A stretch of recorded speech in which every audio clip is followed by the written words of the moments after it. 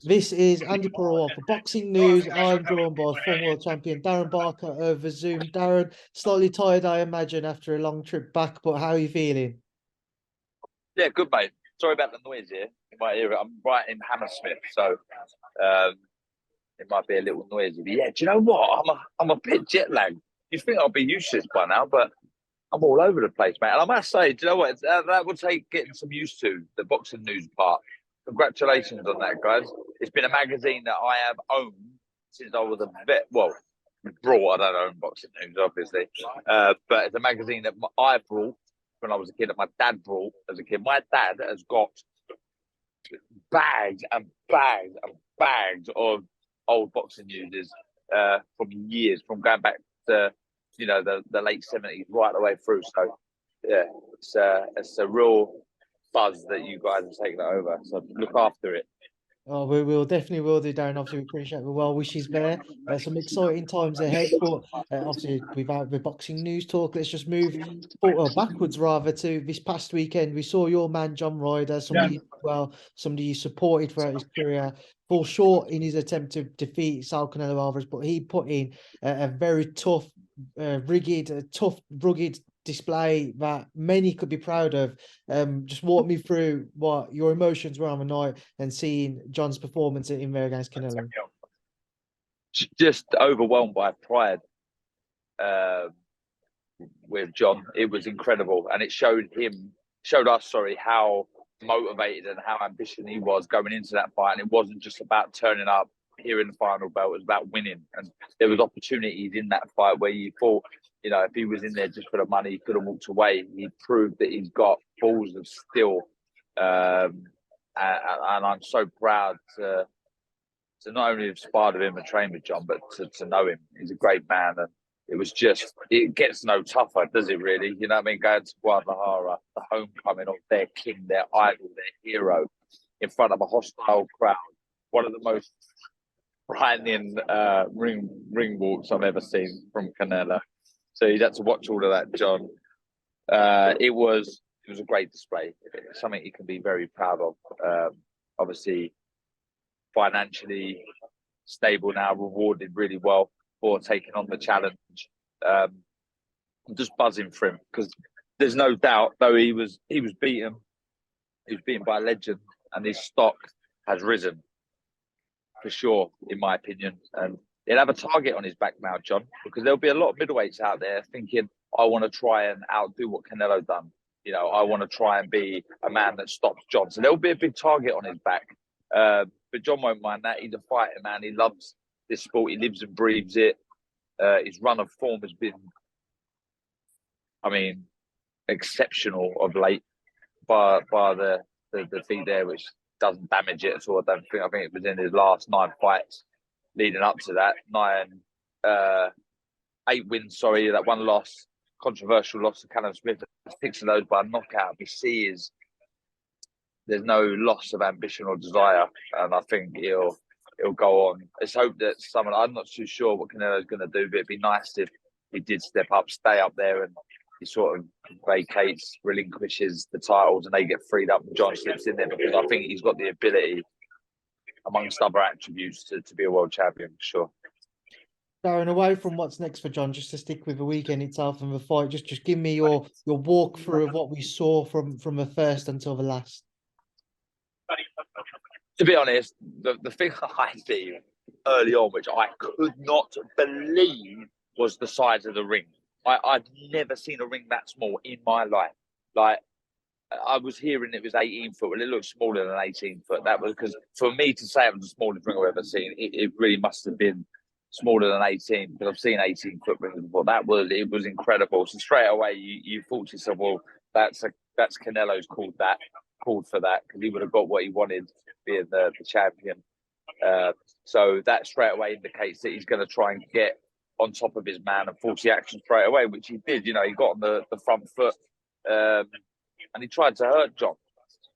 It was just look, it's hard enough to breathe at altitude. So for John to be at 5,000 feet is hard enough as it is, let alone with a broken nose.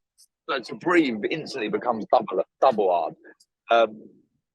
So any sort of game plan, etc., becomes hard to follow. But I was impressed with John's little sneaky uppercuts.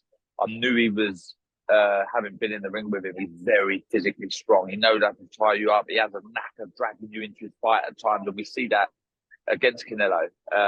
It was a beautiful 1-2 that dropped John straight down the middle, because I did think at times Canelo was going quite wide with the right hand, and John was able to take the shot on his left glove and protect himself from the hook. He did, however, get stumbled a couple of times with that right hook. But I think one was he was off balance, rightly so, wasn't awarded a 10 count. The other one, yeah, it was a little bit. And that can happen with orthodox and southpaw. It was a rugged, dogged display from John. But I would say I was asked to rank or grade, Canelo's performance, and I don't do all of them minuses and pluses. But for me, it was a B, it was a solid B from Canelo. He boxed well. It was I wouldn't say it was competitive. You know, you'd score the fight obviously widely to Canelo, but it was very competitive throughout. I felt, you know, he wasn't completely outscored or busted up badly by one of the rounds. He was knocked down, and a busted nose, but you know, he was in the fight. So I think from John's perspective, he'll be very proud. You know, like I say, suffering that nose injury early doors makes things very difficult to sort of, like I say, follow the game plan. But Canelo, it was a workmanlike performance. He showed that he's still, you know, got big performances in him. I feel. I'm sure you're going to ask me, but I'll jump in and ask myself the question. But what does Canelo do next? And he pointed out that he wants Bivol at 175. He doesn't win that fight. He doesn't beat Bivol at 175. At 175, sorry. I don't know about 168 because I don't know what the weight cut would do to Bivol, but Canelo does not beat Bivol at 175. He's too big, he's too busy, and he's too quick on his feet. And I can understand Canelo calling for that fight, and I guarantee that fight happens, because if you're Bivol, you take the fight. I don't think you argue about the weight. I think you stay for 175. You beat Canelo again, maybe a little bit easier this time, and you pocket a shit load of money. So the fight will happen, no doubt. Hold on. Sorry, my ears are too big. And I think he wins the fight comfortably and he pockets a load of money. So the fight will happen. I've no doubt about it. But I think he gets beat. So I'm just sticking with the fight this past weekend. Obviously, we saw, as we mentioned, John very tough in there. Dropped and also seemingly hurt a few times. You mentioned the broken nose. He was coughing up blood between rounds. You know, I know Tony Sims has a very compassionate side to him. Would there ever been a point where, if you've had any conversation with Tony, felt like maybe he needed to step in, or? No. I haven't spoken to Tony. And you're right, Tony is very compassionate. He cares. He loves his fighters dearly. I'm sure Tony would have said to him after he got dropped, but he did come back well after that, John. But there probably would have been a conversation or a little word in his ear, like, you're going to have to show me something here. But he knows better than most how tough John is. And he would have known that he had enough inside of him to rally back and continue fighting. But yeah, very compassionate man, and Tony's done a great job with John. He really, really did. And it's such a shame that injury to his nose happened so early. Just one final thing on it. The scorecards. What were your thoughts? 120, 107 is a joke, an absolute joke. I mean, like I say, I don't like saying one-sided. It sounds very definitive, like harsh, I think, because it was competitive. You know, like I say, John landed some good shots. You know, he never hurt Canelo. And there may have been one body shot that Canelo may have felt, but he was in the fight. He was landing shots. You know, I was screaming at the monitor. I really was. But sorry, what was the question again? The scorecards. Oh, the scorecard. Sorry, yeah. Look, I think the 120, 107, disgrace, if I'm honest. I think there's 2-3 rounds there for sure that John won. There was a couple of good rounds late. Look, I think all of that aside, Canelo obviously won the fight. The right man won the fight. He showed what a great fighter he is, what a champion he is, what a legend he is. He's the 168-pound king for a reason. It was a very good display. Like I say, I graded him a B. The only reason I give him a B is because he didn't stop John. But on the flip side, John, so proud of him. So proud of him. He should be so proud of himself. And there's some more huge fights for John.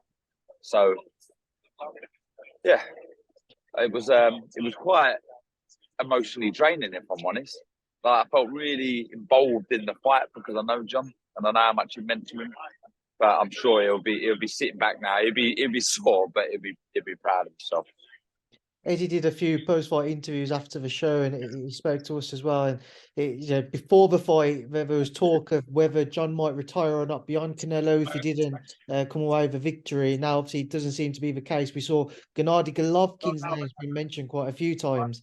If Golovkin is still around, if he hasn't retired, even though he's been relinquished his 160 belts up at 168, how would you fancy John's chances against Gennady Golovkin?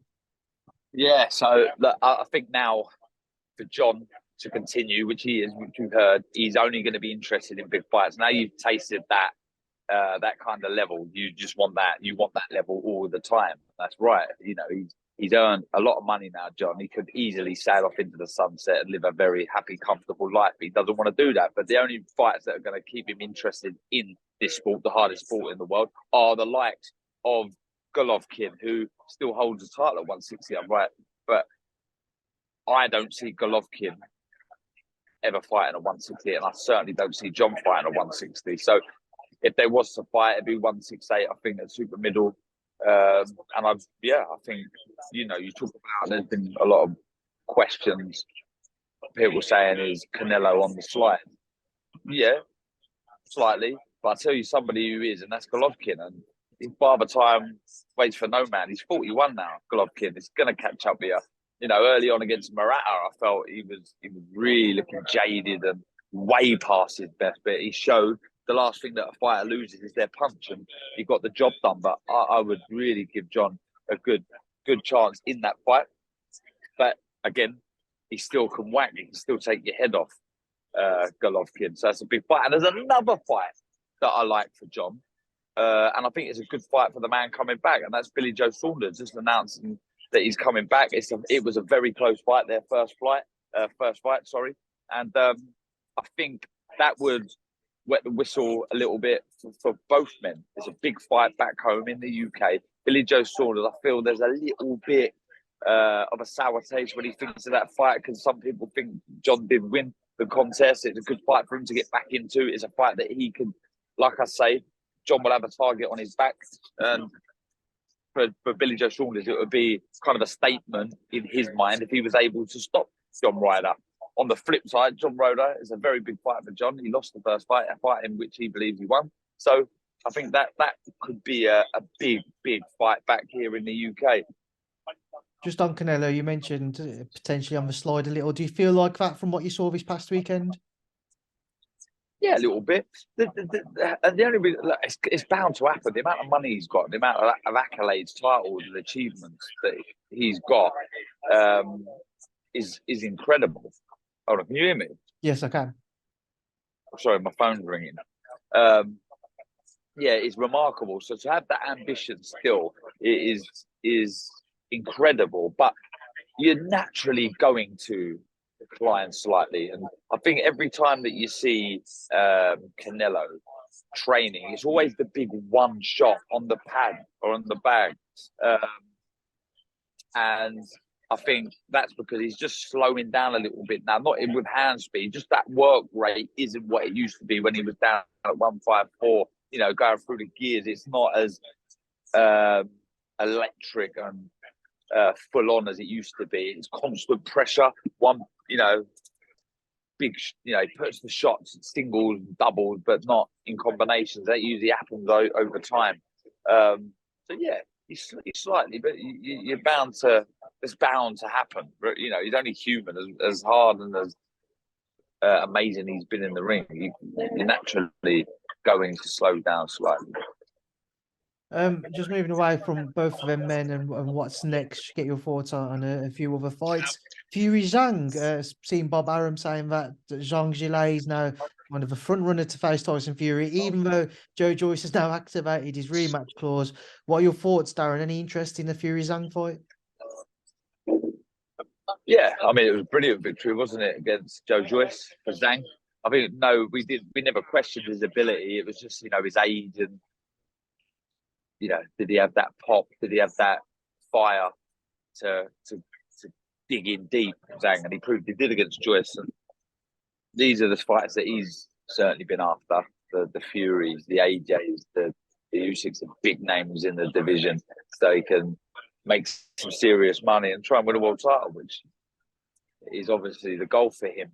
Look, I think it's a good fight. It's a good fight. I mean, I'm kind of like most, kind of hoping that this fantasy little league or tournament between the four of them gets happened over in Saudi, or was it backed by Saudi? I don't know where it's going to be, but I love the idea of that. I love the two semi-finals leading to the final to find out who the governor is. But I don't blame these fighters wanting to get a fight in the interim. It's just you don't want them to slip up and lose. But I couldn't see Fury losing against Zhang, if I'm honest, anyway. So I also see Andy Ruiz's name flying around as a potential opponent. So, yeah, look, I think they do need to be busy. They do need to be active. Let's hope that something does happen in December. Darren, just mentioning Anthony Joshua, who's a part of that four-man series as well. We saw an article from Thomas Hauser last week suggesting he should retire. What were your thoughts on what he had to say? Who should retire? AJ. I mean, why on earth has he got an opinion on it? I mean, I don't think it's down to one man and one man only. It's AJ. When he's ready to hang up the gloves, then so be it. I mean, he's got all the money in the world, AJ, but he wants more. He wants to keep fighting. He wants to keep earning more money. And if that's his choice, then so be it. He's just beating a solid opponent in Franklin for me, AJ. I was a little disappointed. I'm not going to lie that we didn't see the stoppage. I was buzzing for the ring walk, and then when he got in there, it was a good display of boxing skill. But you want to see some of the old AJ. You want to see that nasty, spiteful, horrible, hard-hitting AJ. But he got the job done. He still beat a very good fighter, in my opinion. So he showed he can still fight. He can still box. He's still got ambition. He went 12 rounds comfortably. But I do want to see some brutal, horrible finishes from AJ, which everybody does. But I don't know why he's piping up anyway. But just, I'll tell you one thing, right? This is for sure, right? And there's going to be loads of people, as they do, leave their comments, blah, blah, blah. And it's just full of hate and nastiness and just fucking filth, right? Because they've got a voice now. Everyone's got a voice. But let me tell you now, for all of the haters out there on AJ that scream and shout and abuse him and say this, say that, right? They will miss him when he retires. I guarantee it. When those big nights aren't happening and there isn't that guy, there isn't that pantomime villain that you can slate and give stick to, you're going to miss him. So instead of hating all the time, why not just sort of enjoy these last remaining fights that AJ is going to have, these last big moments of his career? Maybe just get behind him. Is it too hard to get behind a guy that's done a lot for British boxing? I don't think it is. But I know I certainly will miss him when he's not fighting those big nights. The AJ build-ups are brilliant. The shows are great. And I just, it'd be great, regardless of who wins it. If that little tournament could happen, I'd love to see it happen. Darren, I know you've just done some filming with The Zone, but I don't imagine you've had a chance to look on Twitter the last half an hour or so. There's been a lot of talk around the Fraser-Clarke and Fabio Wardley fight. Now, we know purse bids are due to take place tomorrow, but it's been announced, or not announced, sorry, but reports have come out that Fraser's going to face Harry Armstrong in June. I don't really know what that means for the Fabio Wardley fight, but just your thoughts on everything surrounding the Clarke-Wardley scenario. Well, like I say, I haven't been able to see it. I've literally just come out of their office, the Zone's office, so I don't know. But I hope that fight does happen. Wardley-Clarke, I love it. Tasty. I've liked the words exchanged. Nothing too nasty. It's let the best man let the best man win. I like it. It's a real good British heavyweight title fight, and I hope it can get made. It does seem to be that both fighters want it, from what Fraser's had to say, it suggests that it's more of the team behind him, which not necessarily pushing for it as heavily, but yeah, hopefully we do get to see Who? Sorry, the team behind Wardley or Fraser. Oh, behind Fraser. Yeah, I mean it would be quite quick to win a British title. How many fights he had now, Fraser?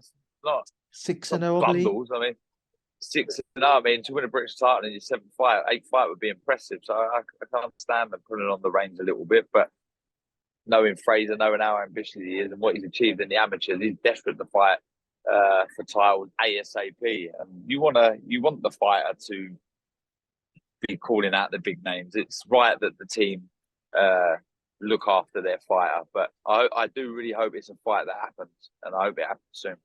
And Darren, just a couple more to quickly end on. You return to your broadcasting role in 2 weeks' time. Taylor Cameron, just your thoughts, your breakdown, please, as we edge ever closer. Oh, do you know what? I hate sitting on the fence. I really do. I do, but I just need to watch. Like, we've been immersed in their careers. Certainly, Katie Taylor's has been around longer. I've known her longer, obviously, watching her in the amateurs, and I know what she's all about. Chantel Cameron has proved that she's a brilliant champion and has picked up all the marbles, and she's shown she's a very, very good fighter. It's just I need to look at this in a bit more depth tactically and technically to make a real honest opinion on who I think will win the fight. But I love everything about it. I love what's on the line. I love how the fight come about. I love where it is. I love the stylistic battle between the two, because though I haven't done intensive research on the fight itself, I know both of them really well, and I know stylistically I can't see this not gelling. A lot of questions. How much does Katie have left? The ambition's still there. Will the step up in weight have an effect? Will the fighting in the Lions Den for Chantel Cameron make a big difference? Will that 12th man, if you like, for Katie Taylor be the difference? Like, there's so many questions, but I just can't wait for seconds before that first bell. Can you imagine the energy in that arena just before, like I say, that first bell? I cannot wait, mate. I really can't wait. I'm looking forward to getting out there. I'll fly out there Tuesday next week, just getting a feel for fight week. We're going to meet, work out on Wednesday, and you know the week slowly progresses, and it's going to be a real buzz. You know, some fights in the car. Looking forward to seeing Gary Cully again, seeing the man just keep going on from strength to strength. I can't wait, mate. I'm really looking forward to getting out there. It's going to be a busy week, but it's going to end in a fantastic fight. Absolutely no doubt about it. I think we can all agree it's going to be a brilliant fight. 100%. It's going to be an unbelievable fight. And during the night, we get treated to another one out in America. Devin Haney and Vasily Lomachenko. Darren, just again, your thoughts, please, as to what you expect in that lightweight bout. Yeah, that's a blinder. And if I don't, I'll certainly watch it live, whether I stay up or set my alarm. But it's a brilliant fight. There was a lot of chat whilst I was over the other side of the pond on who ranks top of their pound for pound list, and you know where it finishes up. And in everybody's top 5, there was no mention of Devin Haney. Not Lomachenko, certainly of a few years ago, was certainly in there, but no Devin Haney in there from anybody. And that's, you know, shows you the depth in fighters that are out there at the top level at the minute. Because I mean, Devin Haney looked very, very, very good. A very good fighter. So difficult to beat. But if there was any man out there that was able to beat Devin Haney, you wouldn't bet too much money against Lomachenko, would you? Because if there's still enough there, I mean, his record speaks for itself. Certainly his amateur record as well. His pedigree is ridiculous. It's just what's left in the tank. Does he still have that spring in his step? Does he still have that ridiculous hand speed? Because all of these things start to fade as time goes on. Like I say, Father Time waits for no man. So naturally your body starts slowing down. But if there's still shades of the old Lomachenko, this fight is a toss of a coin. I think I do have Devin Haney favourite. But it'd be a cracker. It'd be a cracker. I hope there's still some big nights left in Lomachenko because I'm a huge fan of him. Right, Darren, we can leave it there now, and I can leave you to get ready to go on a school run because I know you Look, look at that. This has been looking at me for the last. How long we've been on this call? Like 20 half minutes. an hour. I've been desperate to take a bite. I've been desperate to take a bite of this. Honestly, the tuna's starting to go a funny colour. See what people don't know either is your drinks perched up your camera as well. Yeah, there you go. Look, my easy greens. I'm waiting for the Jake Paul phone call, Andy. So I've got to keep myself in shape. Well, I'm sure you ain't too far away, Darren, but I appreciate your time, mate. I'll Cheers. speak to you again soon. Thank you. Cheers, mate.